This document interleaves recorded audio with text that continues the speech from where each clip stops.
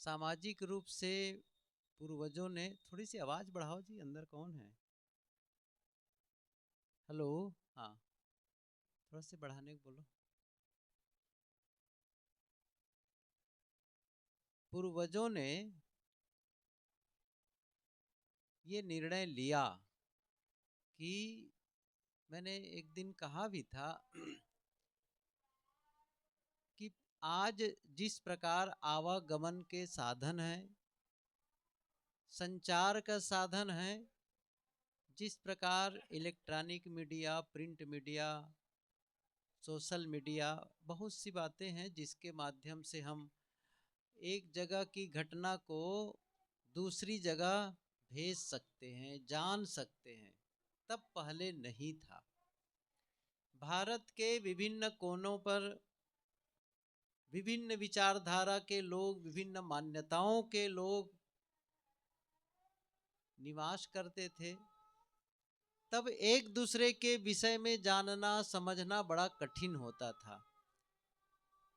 अब उन सबको एक प्लेटफॉर्म पर लाना, एक ऐसे इस तरह का आयोजन करना जहां सभी मत पंथ के लोग एकत्र हों, मान्यता के लोग, रीति रिवाज के लोग एकत्र हों और एक दूसरे को समझें, करीब से समझें। जैसे आप लोग यहाँ बैठे हैं, अब नहीं जानते कि ये किस प्रांत के हैं, किस रीति रिवाज के हैं। चलो हम लोग तो खैर कबीर साहब की छावनी में हैं, तो हम लोग का ढंग लगभग एक हो सकता है। लेकिन दूसरी छावनी में जाओ जहाँ सन्यासी है, वैष्णव हैं, और सन्यासी में विभिन्न प्रकार के हैं, और नागा दल है, बहुत सारे, और आगे थोड़ा चले जाओ और सब अलग अलग मान्यता वाले हैं। अब जब वहाँ जाते हैं तब देखते हैं ये किस प्रकार पूजा करते हैं, इनके विचार क्या हैं, इसकी रहनी कहनी क्या है, क्या इनमें कुछ हमसे भिन्नता है, कुछ तो अच्छाइयाँ हैं। तो मैंने ये कहा था कि दूसरों की अच्छाइयों को ले लेना और दूसरों की अच्छाइयों को लेना, और ये भी पता चल जाएगा इससे कि उनकी अच्छाइयों को देखने से अभी मेरे में ये कमी है। तो हमारा क्या है, हम अपनी कमियों को निकालते चलेंगे, दूसरों की अच्छाइयों को देखते चलेंगे।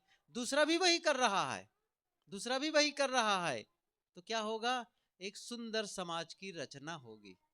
हम सभी एक दूसरे के करीब आते हैं, एक दूसरे के रीति रिवाज को समझते हैं, मान्यताओं को समझते हैं, और अपने आप को और अधिक बेहतर जीवन जीने के लिए, अपने जीवन को बेहतर बनाने का हम प्रयास करते हैं। ये क्या है, ये सामाजिक माहौल। और इसी बीच में संत महात्माओं से के दर्शन पर्शन होते हैं, विभिन्न विचार सुनते हैं, बहुत कुछ होता है। इसलिए इस प्रकार के आयोजन, ये सच है कि पूरी दुनिया में इस प्रकार के आयोजन नहीं होते, पूरी दुनिया में। ये अद्भुत मेला है कि इस प्रकार के लोग इकट्ठे हों, रहें एक जगह, और अपने अपने विचारों को लोगों के बीच बताएं। मैं कह रहा था ये सारी चीजें क्यों, थोड़े में 2-3 मिनट में बताऊं मैं, ये सारी चीजें क्यों चाहे जितने संत महात्मा मेले में आए हों, क्यों संदेश दे रहे हैं? संदेश इसलिए दे रहे हैं कि मनुष्य को संदेश किसको दिया जा रहा है? मनुष्य को। मनुष्य को संदेश, मनुष्य को उपदेश इसलिए दिया जा रहा है कि मनुष्य में संभावना है बदलने की, परिवर्तन की, और हम लोगों में परिवर्तन की आवश्यकता है। क्यों आवश्यकता है परिवर्तन की? परिवर्तन की आवश्यकता इसलिए है क्योंकि हम चाहते हैं कि हमारा जीवन जैसा है उससे और बेहतर हो जाए, हमारे संबंध और बेहतर हो जाए, हमारी मानसिक दशा और बेहतर हो जाए, हमारा स्वास्थ्य और बेहतर हो जाए, हमारा धन और अधिक हो जाए, जीवन के हर क्षेत्र में हम बेहतरी के लिए प्रयास करते हैं, अच्छे के लिए प्रयास करते हैं, तो अच्छा कैसे होगा? वो तब होगा जब आप जैसा जीवन जी रहे हैं, जैसे आपके रोज के क्रियाकलाप हैं, उसमें बदलाव करेंगे तब। क्योंकि आप जैसा आज तक करते आए हैं आज भी वही करेंगे, कल भी वही करेंगे, तो क्या परिणाम मिलेगा? वही जो अब तक मिलते आया है। सीधी सी बात है। जैसे एक खेत हो, खेत में हर बार आप मक्का लगाते हैं या कोई धान लगाता है, कोई गन्ना लगाता है, हर बार लगाता है, हर बार लगाता है, और ये चाहे कि एक दूसरी फसल आ जाए, तो ऐसा तो नहीं हो पाएगा। आपको क्या करना पड़ेगा? आपको परिवर्तन करना पड़ेगा, बीज अलग बोना पड़ेगा, उसके काम बीज के अनुरूप उसमें काम करने पड़ेंगे, और तब क्या होगा? वही फसल मिल जाएगी, वही अन्न मिलेगा जो आप चाहते हैं। ऐसे ही है, हम जो जीवन में चाहते हैं सुख शांति का अनुभव, आनंद का अनुभव, तब जैसा जीवन जी रहे हैं वैसा ही जीते रहें, तो अब तक तो मिल जाना चाहिए। यदि मिला होता तो इसका मतलब है हमें जीने के तरीके में बदलाव करना पड़ेगा। और जीने के तरीके में बदलाव करने का मतलब, जीने के तरीके में बदलाव करने का मतलब है आपका जो सोचने का ढंग है वो सही हो जाए। अच्छा, बोलने का ढंग है वो सही हो जाए, करने का ढंग है वो सही हो जाए। अब फिर से मैं बता रहा हूं, ये सही होने का क्या मतलब है? अच्छा, लोग तो कहेंगे हम तो सही है कर रहे हैं, हम तो बोलते ही सही है, हम तो करते ही सही हैं, हम तो सोचते ही सही हैं। सही होने का मतलब है कि सही रिजल्ट आए। जैसे कोई विद्यार्थी कहते हैं मैं तो बिल्कुल सही लिखा हूं, सब उत्तर पुस्तिका में, परीक्षा में सब सही लिखा है, अच्छा और फेल हो गया, अच्छा तब क्या कहा जाएगा? तुम सही नहीं लिखे हो। सही है ना, तुम सही नहीं लिखे हो। अच्छा, सही लिखते तो तुमको सही नंबर मिलना चाहिए था, परीक्षा पास हो गए होते, फेल कैसे हो गए हो? बस यही बात है।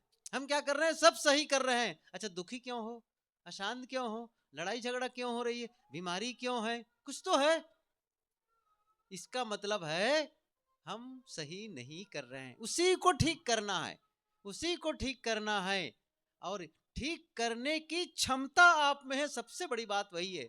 ये जो खंबे दिख रहे हैं, ये टेबल है, ये माइक है, ये सामियाना है, चटाई है, इसमें परिवर्तन नहीं, परिवर्तन होगा, खराब होता चला जाएगा, दिनों दिनों खियानत होती चली जाएगी। लेकिन मनुष्य अपने शरीर की भले वो वृद्धावस्था की ओर जाए, लेकिन आत्मिक स्थिति, उनका मानसिक दशा और बेहतर हो सकता है, और अच्छा हो सकता है। ऐसा परिवर्तन आदमी कर सकता है। और जैसे ही वो ये सब करने लगता है, जीवन में आनंद का अनुभव होने लग जाता है, शांति का अनुभव होने लग जाता है। और इसी शांति और आनंद के अनुभव करते करते एक दिन अमृत से संपर्क भी होता है। अमृत कोई अलग थोड़ी है कि अमृत वहां रखा है कि जिसको ले आकर के पी जाओ या फिट कर लो। कबीर साहब जी ने कहा है, अमृत वस्तु जाने नहीं। वो अमृत वस्तु कहीं अलग नहीं है, अमर आत्मा ही अमृत वस्तु है। बस उसके संपर्क में आना है। और जब तक हम दुनिया के संपर्क में रहेंगे, विषयों के संपर्क में रहेंगे, तब तक हम अमृत पान नहीं कर सकते हैं।